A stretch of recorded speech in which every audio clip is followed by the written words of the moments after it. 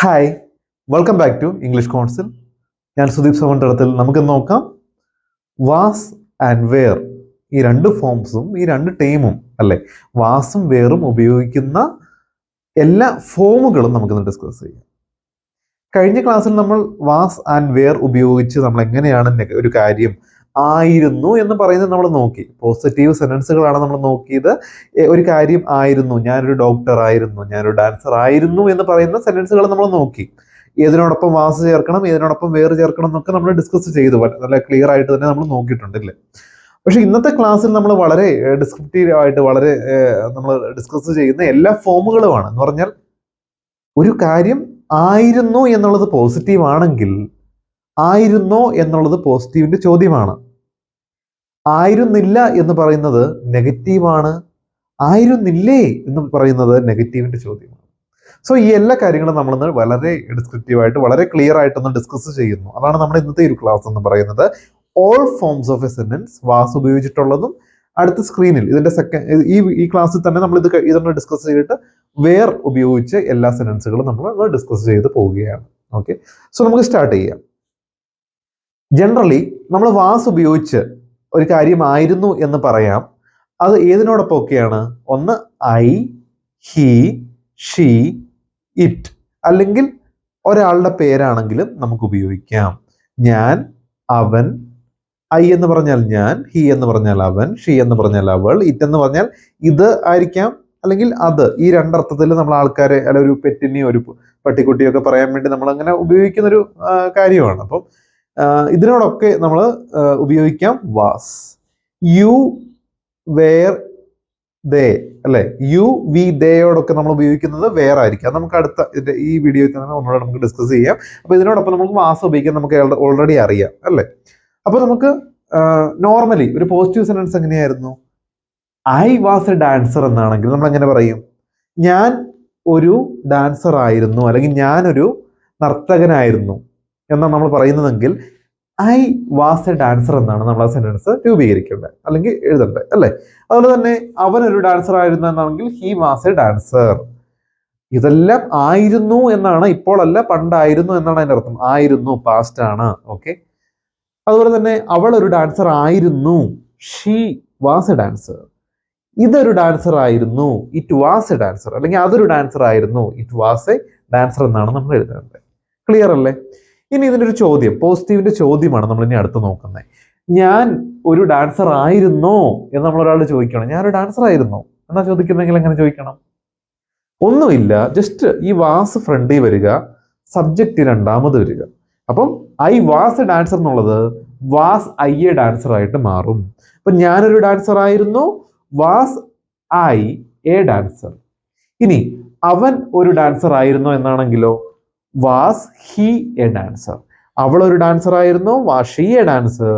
ഇത് അപ്പം was it A dancer എന്ന് വരും അല്ലെ. ഇനി രാം ഒരു ഡാൻസർ ആയിരുന്നോ, was Ram A dancer. Clear ആണ്. അതുപോലെ തന്നെ നമുക്കിനി നെഗറ്റീവ് സെന്റൻസുകൾ നോക്കാം. നെഗറ്റീവ് എങ്ങനെയാണ്?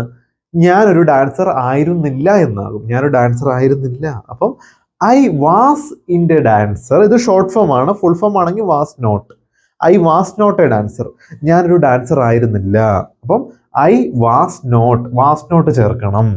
വാസിന്റെ കൂടെ ഒരു നോട്ടും കൂടെ വരും, അത്രയേ ഉള്ളൂ. വാസ് നോട്ടിന്റെ ഷോർട്ട് ഫോം ആണ് വാസിന്റ്. സോ ഐ വാസിന്റെ ഡാൻസർ, ഞാനൊരു ഡാൻസർ ആയിരുന്നില്ല. ഹി വാസിന്റെ ഡാൻസർ, അവനൊരു ഡാൻസർ ആയിരുന്നില്ല.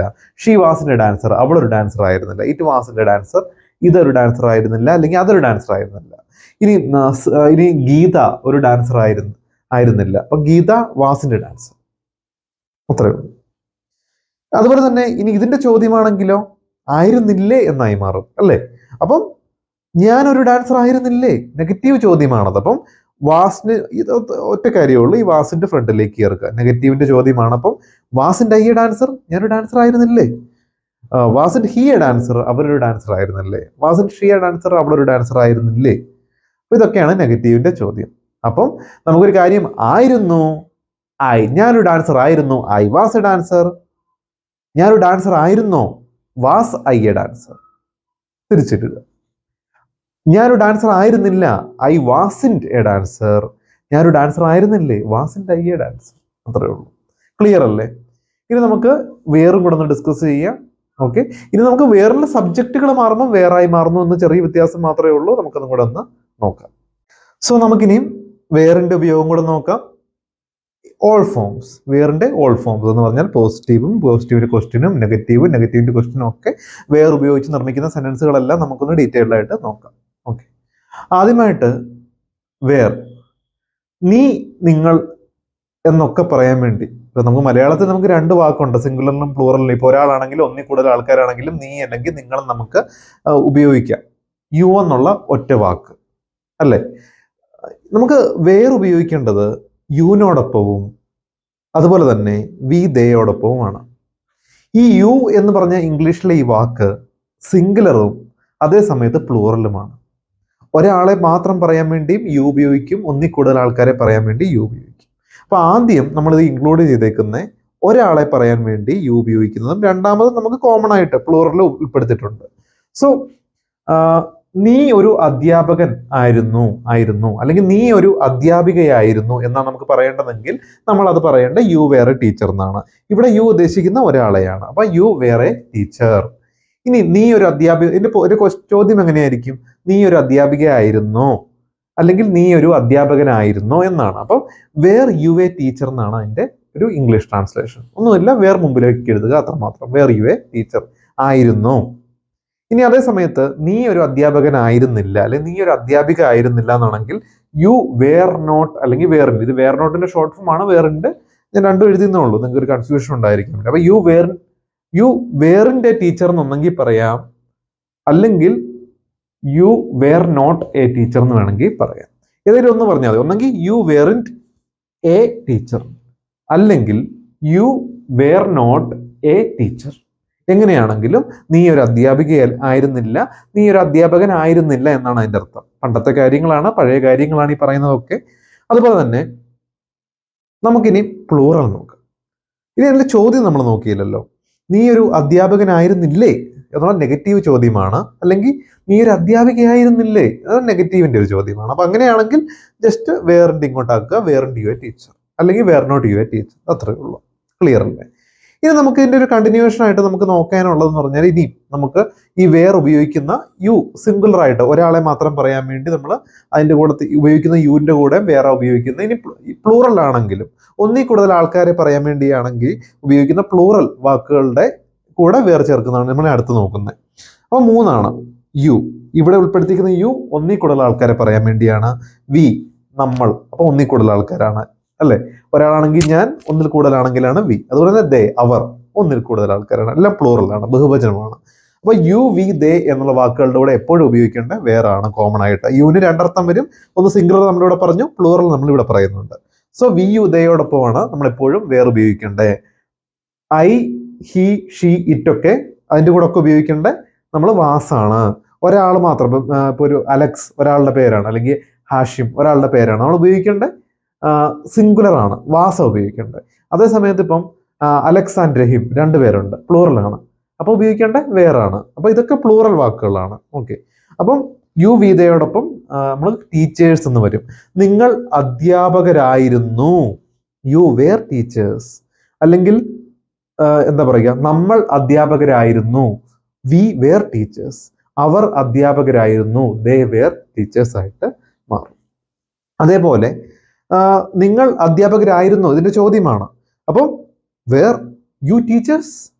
അതുപോലെ തന്നെ ഞങ്ങൾ അധ്യാപകരായിരുന്നു, വേർ വി ടീച്ചേഴ്സ്. അവർ അധ്യാപകരായിരുന്നു, വേർ ദേ ടീച്ചേഴ്സ് ആയിട്ട് മാറും. ഇനി ഒരു നെഗറ്റീവ് ആണെങ്കിലോ, ഞങ്ങൾ അധ്യാപകരായിരുന്നില്ല, അപ്പം യു വേറിന്റ് ടീച്ചേഴ്സ് അല്ലെങ്കിൽ യു വേർ നോട്ട് ടീച്ചേഴ്സ്. നമ്മൾ അധ്യാപകരായിരുന്നില്ല, വി വേറിൻ ടീച്ചേഴ്സ്. അവർ അധ്യാപകരായിരുന്നില്ല, അപ്പം ദേ വേറിൻ ടീച്ചേഴ്സ്.